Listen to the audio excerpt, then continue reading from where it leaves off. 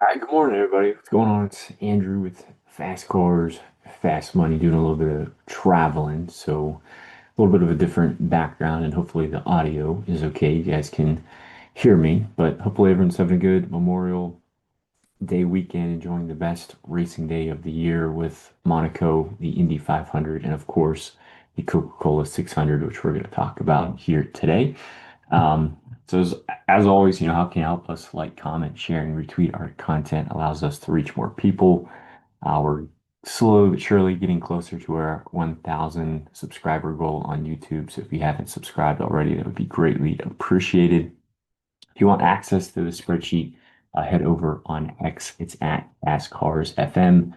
There's no expectation to do this whatsoever, but we do have a couple of links there in the support tab for any tips that you guys want to send. So in terms of previewing strategy, like I said, it's greatest racing day of the year. Monaco is going on at the moment. Then we're going to turn our attention to Indy, and then finally, for DraftKings and the Coke 600. So it's a long race. We got 600 miles, 4 stages.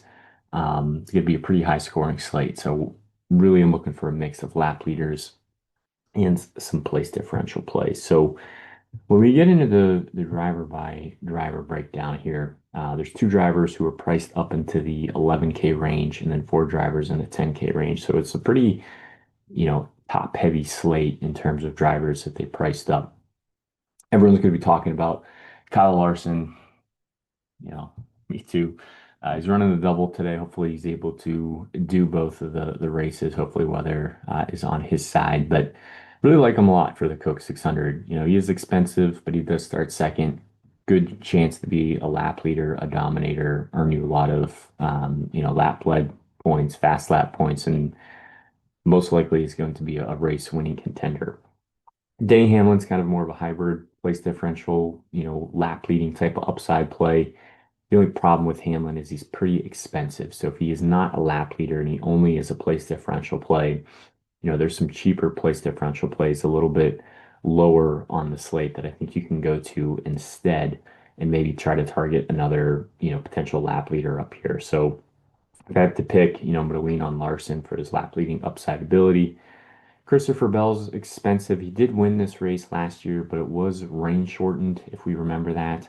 Um, and there's just other drivers I'd much rather play than Christopher Bell. I don't mind him. I think he's a good tournament play, but in terms of lap leading upside or place differential, he's kind of the odd man out up here. Byron, I like a lot. Byron and Larson have been the two best cars on the 1.5s. Byron's also $1,000 cheaper than Larson, should be lower owned as well, which makes him a really nice tournament play. I think you can play both of them together. I think both of them can take turns running fast laps, leading laps and having good finishing potential. Now, the Penske cars looked off in practice, which is a concern. However, practice was during the day, and we know this race is going to be at night. We've also have seen, especially Ryan Blaney, how quick he's been on the 1.5s, especially in this tire combination as well. So it's a little bit cheaper than Denny Hamlin, kind of that place differential, hybrid lap leading upside type of play. Concern there with the speed, yes, but I think come race time, he should be okay. So I don't mind going there. And then Reddick, I like a lot for tournaments. He did get a little loose in his qualifying lap. I know he hit the wall, which dropped him back a little bit. But he's usually pretty strong on these track types, and he would have qualified even better, didn't he, if he wouldn't have had that issue. So really like him for tournaments today. Elliott, I like him too. Probably he's not going to be a lap leader. The only problem with Elliott, he's a little bit cheaper than, the Hamlins, the Blaneys, in terms of place differential upside. I don't think his lap leading upside is similar as Hamlin or Blaney's, but he's been pretty consistent. So I think everyone's going to play Ross Chastain, with for good reason. But in terms of place differential upside or finishing potential, I think Chase Elliott makes a lot of sense. Again, we kind of talked about how the Penske cars looked a little off. Logano's just another guy I'm just really not getting to, kind of for the same reasons as Christopher Bell. When I get down to this 9K range, I'd much rather play Elliott and Chastain than I would Logano. Now, Chastain was one of the fastest cars in practice. However, he did blow a tire and he is going to a backup car. So, because of that, he was not able to take a qualifying time. He starts DFL. massive place differential upside. Do I think his car is going to be as good as that primary? No, but he's only $9,000 and he offers a ton of place differential upside. So you're going to need him today, especially in cash games. Maybe you can fade him in tournaments and hope that he wrecks out or something, but otherwise, he's almost like a free square, type of play.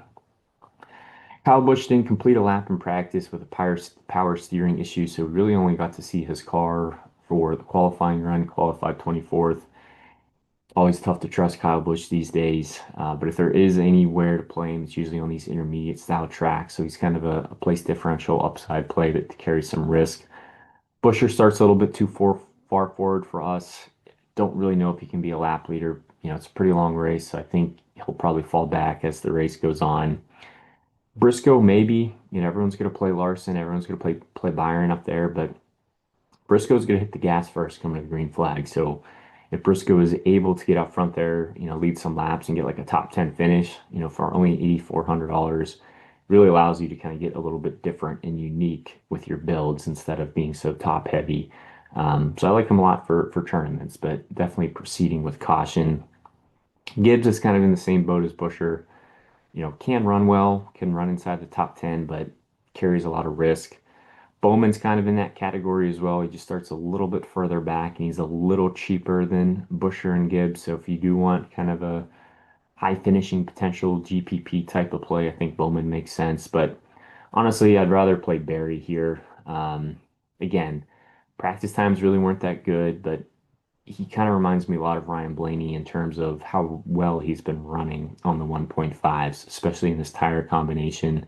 So for $7,800 starting 18th, I like him a lot. He's going to be in the player pool. And then you kind of have the three, you know, place differential plays I think everyone's going to play. You got Keselowski, Bubba Wallace, and Carson Hocevar. They all start deep in the 30s. None of them are having a stellar season. I would say Bubba Wallace is having the best season of all these cars, but very easy to play all these guys together or mix and match.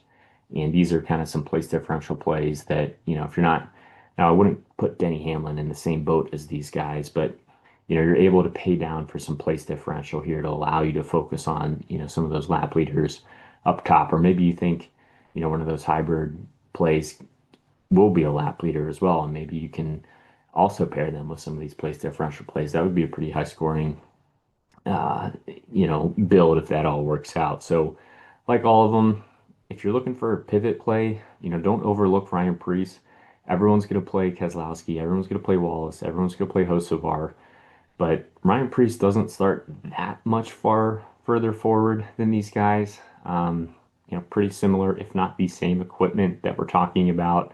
And his ownership's going to come in way less.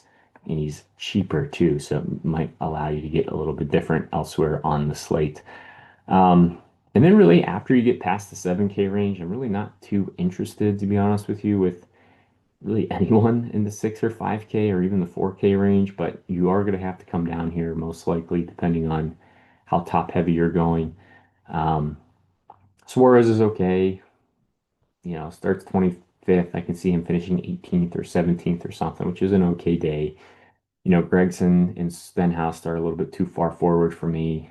Jones and Dillon start kind of like where Suarez is. I think they have similar upside to Suarez, although I think Suarez's upside's a little bit higher. So probably would prefer Suarez over Jones and Dillon. But if you can't afford Suarez, I think Jones and or Dillon makes sense.